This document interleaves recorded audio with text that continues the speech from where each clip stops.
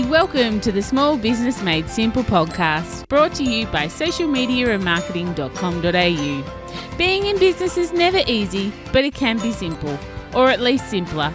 Join me, your host Jen Donovan, every week where we focus on marketing, social media, and working towards simplifying your business. You with me? Let's do this. If you're gonna dream it big, 'cause someone out there listening. Everyone's got a voice to give, and it's time I heard you whistling, 'cause there's no point at all, in dreaming small.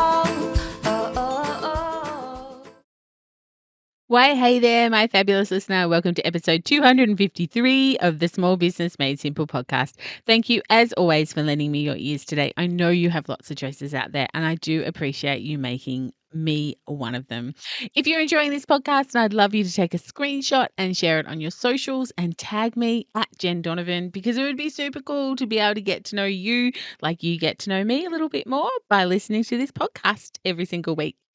Don't forget, anything that I mention, you can find the links to in the show notes at all the W's, socialmediaandmarketing.com.au/253.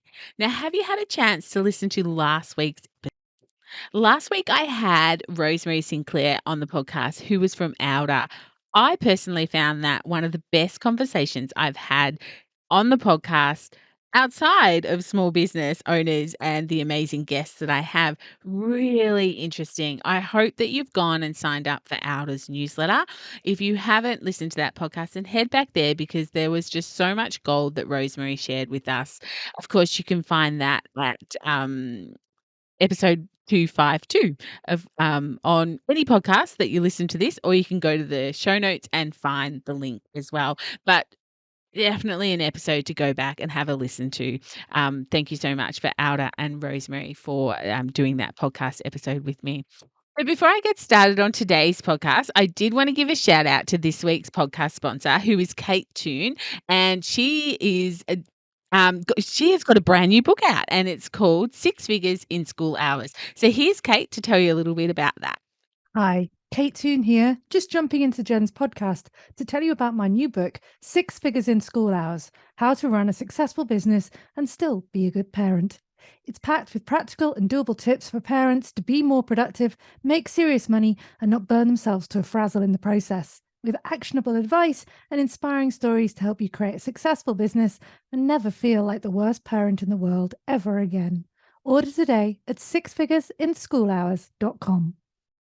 Of course, the links to Kate's new book, 6 Figures in School Hours, are, of course, in the show notes, but you can go there at socialmediamarketing.com.au/253 and find it there. Otherwise, go to Kate Toon's website. So Kate Toon, KateToon.com, and you can find the book there as well.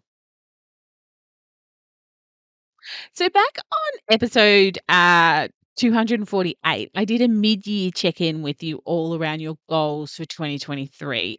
If you haven't listened to that episode, then head there and have a listen to that one. It was a few ago. But since that episode, I've had a few people reach out to me and say, hey, Jen, what about your word of the year? Are you still following your word of the year? Are you still in tune with your word of the year?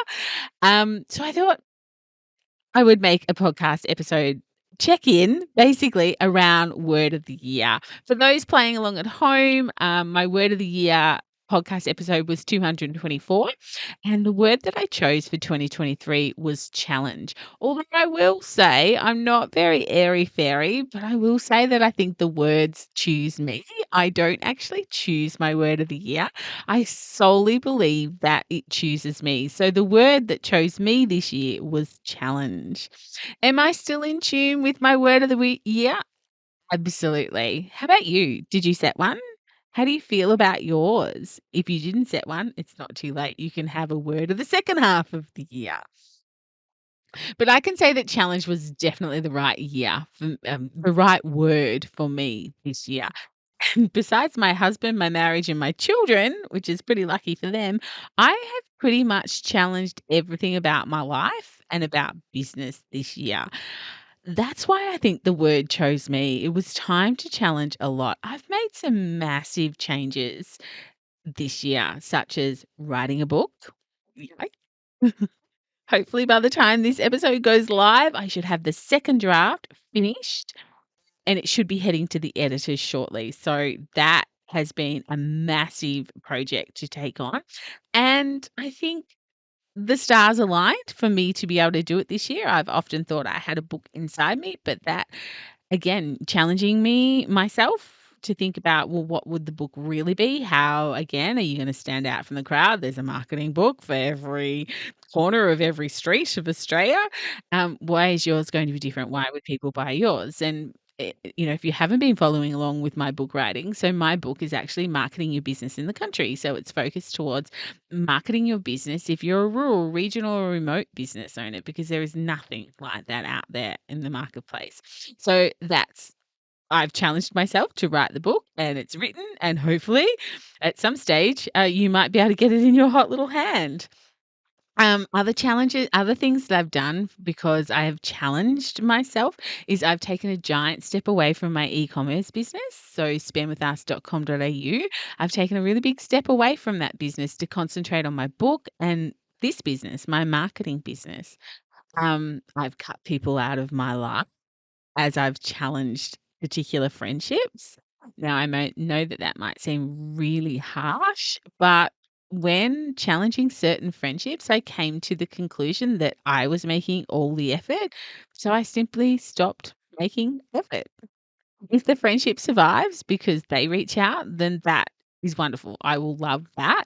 But if not, I'm okay with that. I had to, challenge how I really felt about particular friendships. So we'll see where that lands. I have challenged what I sell in my business, and I'll be making big changes around that in the next 6 months, especially heading into 2024. But gosh, I think I've challenged almost all aspects of my life other than my kids and my husband, as I mentioned earlier. Has it been comfortable? No. Have there been tears? More than you can imagine, probably enough to fill Sydney Harbour. I don't know. Um, but do I feel more aligned with myself and who I want to be? Yeah, I really do.